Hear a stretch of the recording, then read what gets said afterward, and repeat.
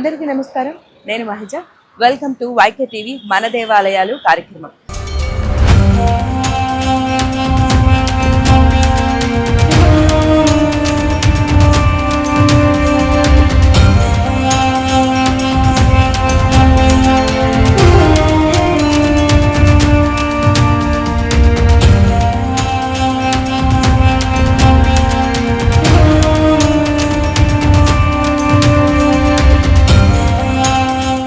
So మరి ఈ రోజు ఇంద్రకీలాద్రి పర్వత పాదాల చెంత ఉన్న ఒక ప్రత్యేకమైన పుణ్య దేవాలయానికి అయితే మనం వచ్చేసాము. తిరుపతి, శ్రీశైలం లాంటి ఎన్నో పుణ్యక్షేత్రాలు చూస్తాం, కానీ మన పక్కనే విజయవాడలో ఉన్నటువంటి చరిత్ర, భక్తి అన్ని కలగలిపినటువంటి ఒక పవిత్ర స్థలం పాత శివాలయం. అసలు ఈ పాత శివాలయానికి ఆ పేరేలా వచ్చింది, ఈ ఆలయం ప్రాశస్త్యం ఏంటి, చరిత్ర ఏంటో తెలుసుకుందాం రండి.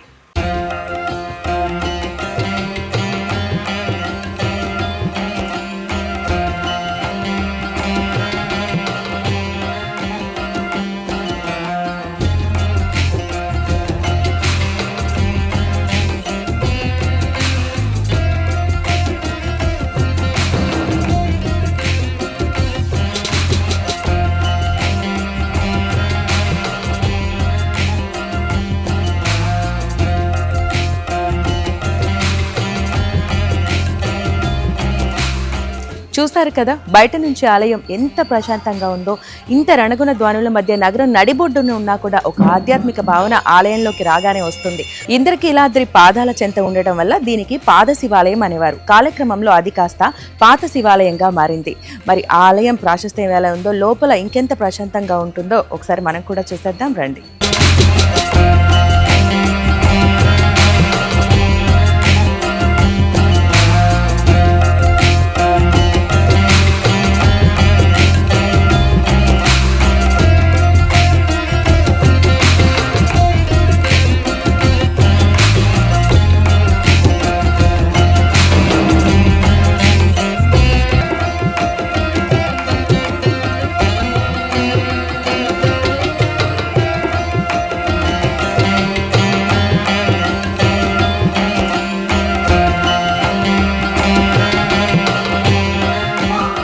కదా, ఆ లింగరూపుడు ఎంత చక్కగా భక్తులకు సాక్షాత్కరిస్తున్నాడో.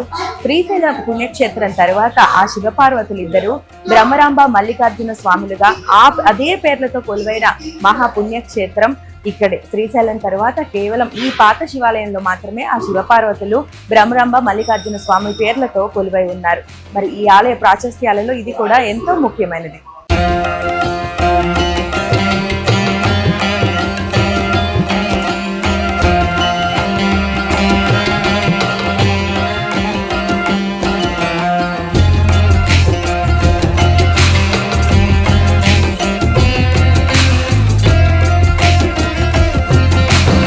ఈ ఆలయ ప్రాశస్త్యాన్ని గురించి పురోహితులు లక్ష్మీ రాఘవేంద్ర గారు మరింతగా వివరిస్తారు. వారితో మాట్లాడదాం. నమస్కారం అండి. శ్రీ గురుభ్యో నమః. శ్రీమాత్రే నమః. శ్రీ బ్రహ్మరాంబ మల్లేశ్వర స్వామివారి దేవస్థానం పాత శివాలయం విజయవాడ. ఈ యొక్క శివాలయాన్ని ద్వాపరయుగంలో ధర్మరాజు గారిచే ప్రతిష్ఠించగా గురించబడింది. ఆ రోజు నుంచి ఈ రోజు దాకా కూడా ప్రతినిత్యం స్వామివారికి దేదివ్యమానంగా అభిషేకాలు కానివ్వండి, అర్చనలు కానివ్వండి ఎంతో అంగరంగ వైభవంగా జరుగుతూ వస్తూ ఉన్నాయి. ముఖ్యంగా ఇక్కడ ఈ దేవాలయంలో ఉన్నటువంటి గొప్ప విశేషం ఏంటి అంటే బ్రహ్మసూత్రం కలిగినటువంటి ఈ యొక్క శివాలయం. మామూలు శివాలయానికి ఒక్కసారి దర్శనం చేసుకుంటే ఎంత ఫలితం వస్తుందో, ఈ యొక్క బ్రహ్మసూత్రం కలిగినటువంటి శివాలయాన్ని దర్శించుకుంటే దాని మీద 100 రెట్లు ఫలితం వస్తుందని చెప్పి మనకి పురాణాల్లో తెలియజేయడం జరిగింది.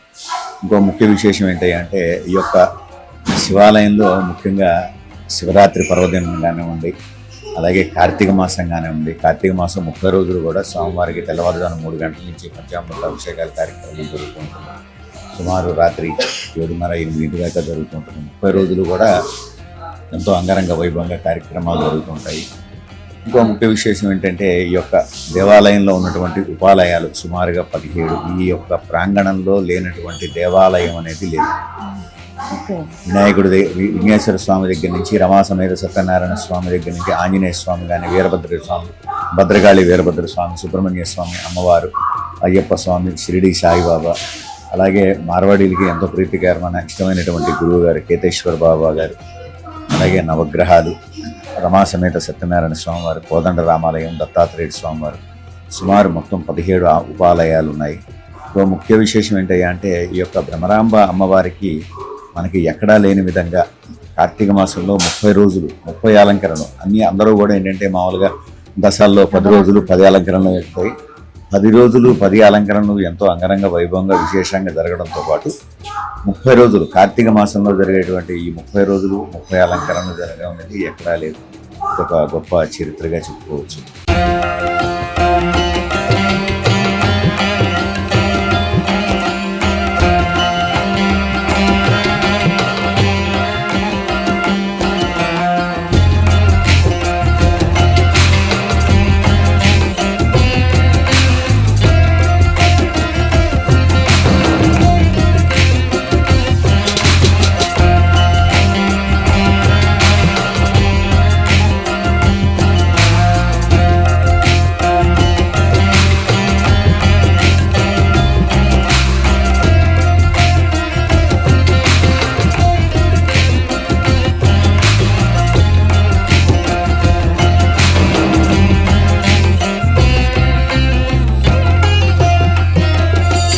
ఆ లింగరూపుడి దర్శనం ఎంత అదృష్టమో చూశారు కదా. ఎంతో ప్రాశస్త్యం, మహాభారత కాలం నాటి ఈ ఆలయం ఎంతో ప్రాశస్త్యం పొందింది. స్వయంగా పాశుపతాస్త్రాన్ని అర్జునుడు సాధించిన తరువాత స్వయంగా ధర్మరాజు ఈ లింగాన్ని ప్రతిష్ఠించారు. అప్పటి కాలం నుంచి ఎన్నో వేల ఏళ్ల చరిత్ర కలిగిన ఈ ఆలయంలో 17 ఉపాలయాలు ఉన్నాయి. ప్రతి ఒక్క విఘ్నేశ్వర స్వామి దగ్గర నుంచి రామ సత్యనారాయణ స్వామి వరకు ఎన్నో ఉపాలయాలు, ఇక్కడ లేని దేవాలయం అంటూ లేదు. సో ఇంత ప్రాశస్త్యం గల ఆలయాన్ని తప్పకుండా అందరూ దర్శించుకోవాలి.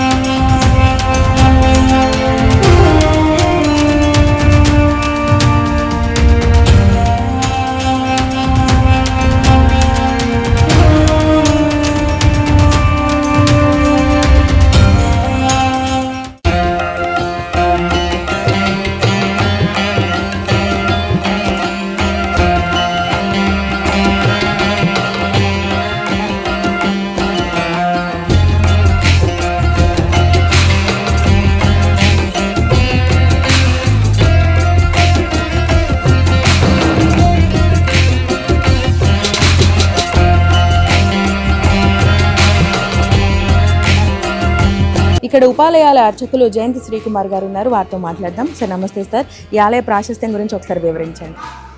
ద్వాపర యుగంలో పాండవులు వనవాసం చేసే కాలంలో మరి భవిష్యత్తులో కురుక్షేత్ర యుద్ధం జరుగుతుందని వాళ్ళకి తెలియడం వల్ల, వాళ్ళకి శస్త్రాల వల్ల వాళ్ళకి బలం కావాలని చెప్పి అర్జునుడు ఇంద్రకీలాద్రిపై తపస్సు చేసుకున్నాడు. ఆ సమయంలో మిగిలిన నలుగురు ధర్మరాజు, భీమరాజు, నకులు, సహదేవుడు మనం కూడా ఖాళీగా ఉండడం జరిగింది. మనం కూడా దైవ బలం కావాలి కదా అని చెప్పి ఆలోచించి ఈ స్థలంలో మల్లికార్జున స్వామి ఆయన ధర్మరాజు ప్రతిష్ఠించి ఆ వనవాసం పూర్తి అయ్యే వరకు అర్జునుడికి అమ్మవారు కరుణించి పాశుపతాస్త్రం ఇచ్చిన తర్వాత అప్పటిదాకా వీరు ఈ 14 ఏళ్ళు ఈ మల్లేశ్వర స్వామి ప్రతిష్ఠించి వాళ్ళు సేవించి వాళ్ళు కూడా ఆ మల్లేశ్వర అనుగ్రహంతో కురుక్షేత్ర యుద్ధంలో వాళ్ళు గెలిచారు.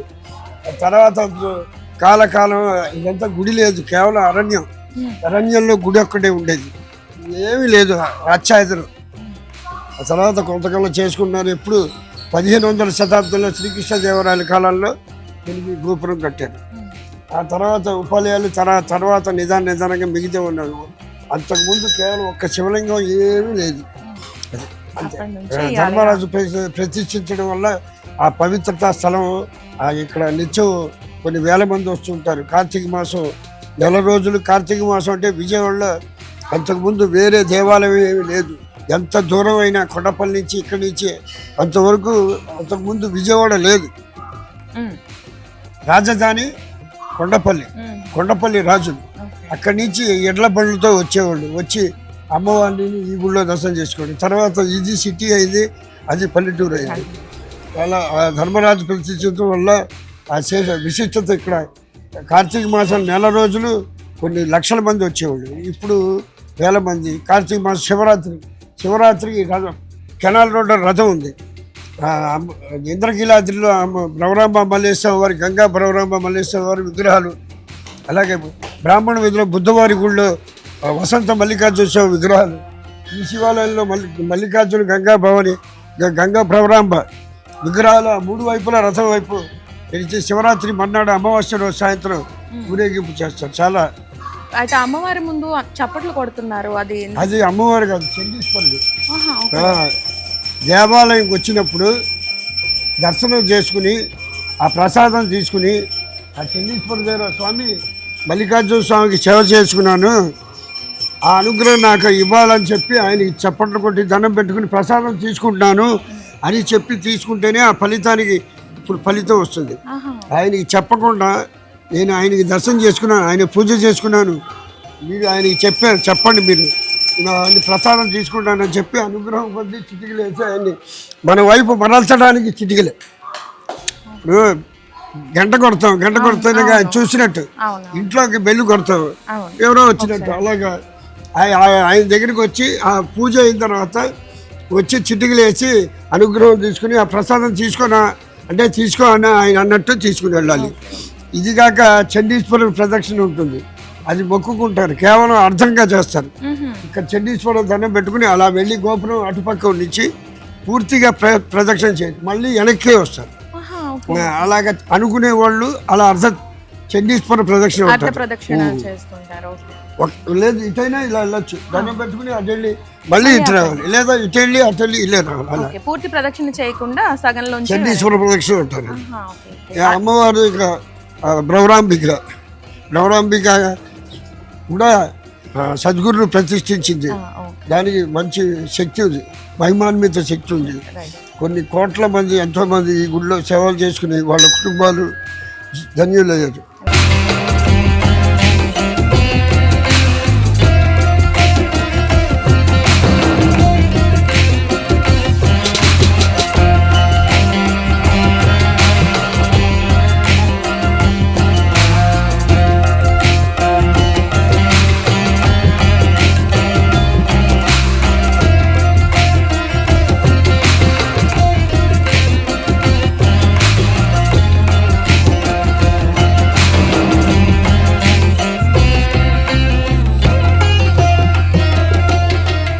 హాయ్, మీ పేరు? నా పేరు భరణి అండి. భరణి గారు ఈ ఆలయానికి వస్తూ ఉంటారు? వస్తూ ఉంటామండి. సో ఇక్కడ మీకు ఫీలింగ్ ఎలా ఉంటుంది, ఆధ్యాత్మిక భావన ఎలా ఉంటుంది? చాలా బాగా అనిపిస్తుంది. ఎప్పుడైనా స్ట్రెస్ అది వచ్చినప్పుడు చాలా ఫీలింగ్ వెరీ హ్యాపీ. సో ఈ టెంపుల్ కూడా ఎప్పటి నుంచో వస్తుంది, పాండవులు కట్టించిన టెంపుల్ అంట. అండ్ ఏమనుకున్నా జరిగిద్ది. చాలా మందికి తెలియదు ఈ టెంపుల్, కానీ చాలా ప్రసిద్ధి చెందింది విజయవాడ మొత్తం మీద. మీరు విజయవాడ ఏం చేస్తుంటారు? మరి విజయవాడ, నేను యూపీఎస్ ప్రిపేర్ అవుతున్నాను. మరి ఇంకే మొక్కున్నారా? మరి నేను మొక్కుకున్నానండి. అబ్సల్యూట్లీ, డెఫినెట్ గా మీరు ఒక ఆఫీసర్ ర్యాంక్ లో మళ్ళీ శివాలయాన్ని దర్శించుకోవాలని మేము కూడా విష్ చేస్తాం. Okay, thank you so much. మీ పేరు? పూజిత గారు, చెప్పండి మరి ఈ ఆలయంతో మీకున్న అనుబంధం ఎలా ఉంది? మేము చిన్నప్పటి నుంచి వస్తూ ఉంటాం. మా ఫాదర్ ఇరుములు అవన్నీ ఇక్కడ చేయించుకుంటాం, బాగా ఫేమస్ కాబట్టి. మీ ఫ్యామిలీకి ఎవరికైనా ఏం ట్రబుల్స్ ఉన్నా ఇక్కడ ఏదైనా పరిష్కారం లభించింది? ఓకే అండి, థ్యాంక్ యూ. సో ఇక్కడ ఇంకో భక్తులు ఉన్నారు, వారితో మాట్లాడదాం. నమస్కారం, మీ పేరు? జిత్తు రాజ్పుర పేరు ఉంది. సో మరి ఆలయానికి ఎప్పుడు వస్తుంటారా? మీకు ఎలా అనిపిస్తుంది ఆలయం? మా రెగ్యులర్ గుడిలో ఉంది, మార్నింగ్ 9 to 7 బిఫోర్లో రెగ్యులర్ దర్శనం ఉంది, శివాలయం గుడి దర్శనం ఉంది, మాతాజీ దర్శనం ఉంది, రెగ్యులర్ ఉంది. ఫీడ్ పావురాలకి తీసుకెళ్తున్నారా? రెగ్యులర్ లేకపోతే 10 years అయిపోయింది. ఓకే. మీకు ఇక్కడ కోరికలు ఒక్క విషయం ఎలాగా మీకు నెరవేరుతుంది? రెగ్యులర్ మా దేవుడు ఆస్థ ఉంది. రైట్, థ్యాంక్ యూ, ధన్యవాదాలు.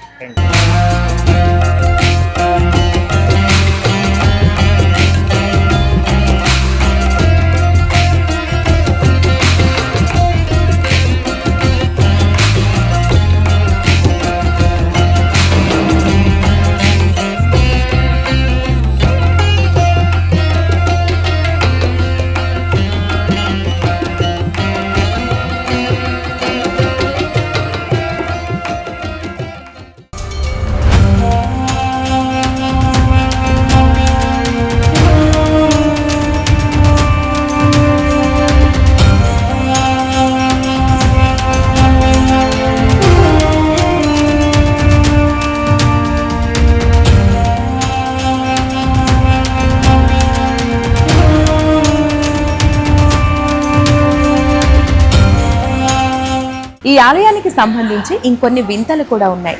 ఈ ఆలయంలో ఉండే శబ్దాలు నుంచి ఒక వింత ధ్వనులు, ఒక ఓంకారనాథం లాంటి ధ్వనులు వస్తాయని ఇక్కడ భక్తులు చెప్తుంటారు.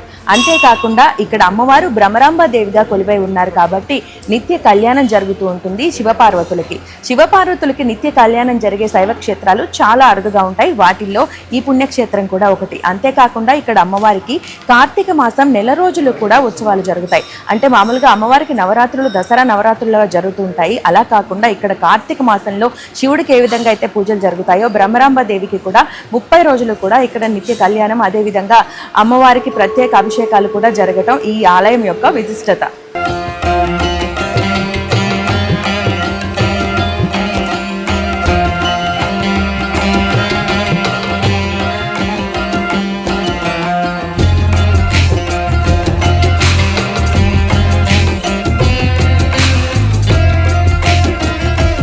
నేను ముందుగానే చెప్పినట్టు భక్తి పురాణానికి సంబంధించిన వివరాలు చూసాం. ఇప్పుడు చరిత్రకు సంబంధించి కూడా ఈ ఆలయానికి ఎంతో ప్రాముఖ్యత ఉంది. కాకతీయుల కాలంలోనే ఈ ఆలయం అభివృద్ధి చెందిందని ఇక్కడి శాసనాలు చెప్తున్నాయి. అంతేకాకుండా విజయనగర సామ్రాజ్యాధీశులు శ్రీకృష్ణదేవరాయలు కూడా ఈ ఆలయాన్ని స్వయంగా సందర్శించి దీనిని పునఃప్రతిష్ఠించారని కూడా చరిత్ర, ఇక్కడ ఉన్న శాసనాలు అయితే చెప్తున్నాయి. మరి అంతటి మహిమాన్విత పుణ్యక్షేత్రం ఈ పాత శివాలయం.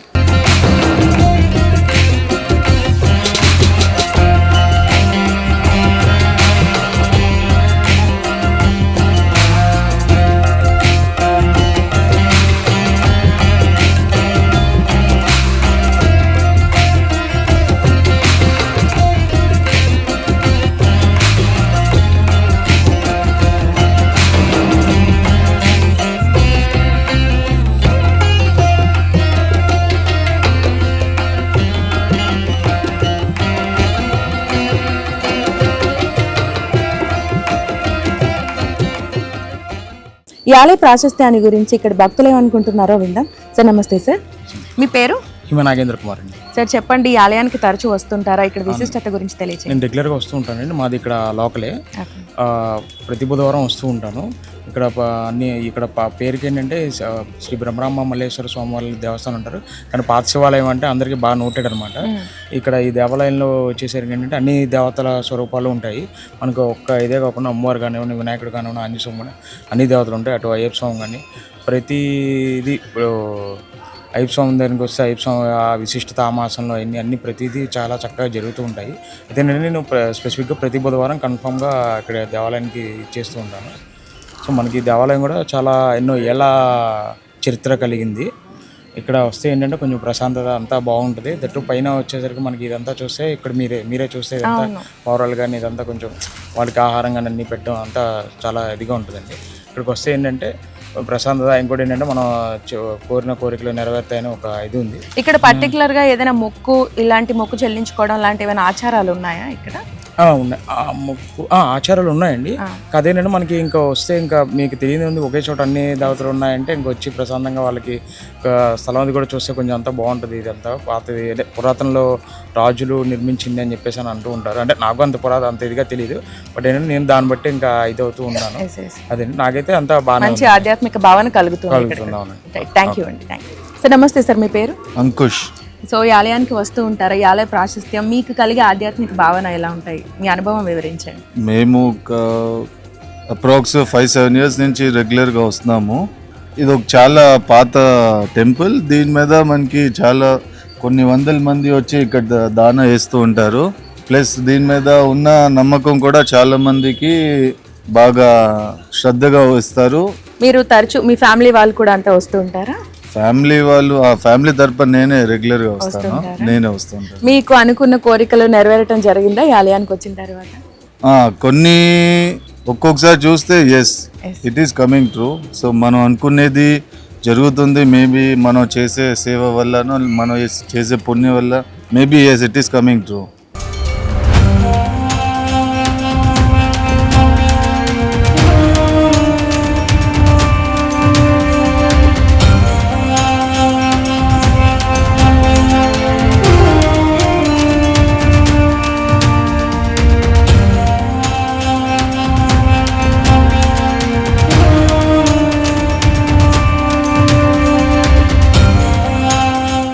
చూశారు కదా, ఇది ఒక దేవాలయం మాత్రమే కాదు, మహాభారత కాలం నాటి పురాణం, శ్రీకృష్ణ దేవరాయలు కాలం నాటి చరిత్ర, భక్తి అన్నీ కలగలిపిన పురాణం, చరిత్ర, భక్తి అన్నీ కలగలిపిన ఒక మహిమాన్విత పుణ్యస్థలం.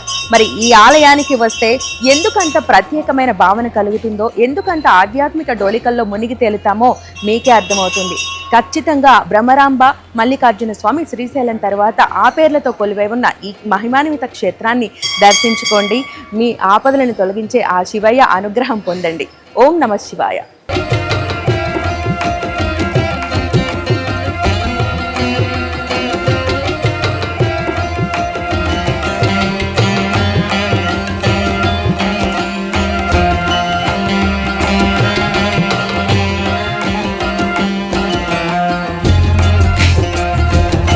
ఇంకా ఒక మంచి విషయం ఏంటంటే ఈ ఆలయానికి చేరుకోవడం మరింత సులభం. ఈ ఆలయం విజయవాడ 1 టౌన్ ప్రాంతంలో ఇంద్రకీలాద్రికి దగ్గరగా ఉండటం వల్ల ఈ ఆలయానికి బస్ స్టాండ్ నుంచి, రైల్వే స్టేషన్ నుంచి కూడా చాలా సులభంగా చేరుకోవచ్చు. ఇది ఇవాల్టి మన దేవాలయాలు కార్యక్రమంలో పాత శివాలయం, విజయవాడ పాత శివాలయం గురించిన విశిష్టత. ఇలా మీకు తెలియని మరిన్ని విశిష్ట ఆలయాల గురించి ఈ కార్యక్రమంలో మీకు తెలియజేస్తూ ఉంటాం. ఇంకో ఆలయ విశిష్టతతో మళ్ళీ కలుసుకుందాం. అంతవరకు సెలవు. చూస్తూనే ఉండండి YK TV. నమస్కారం.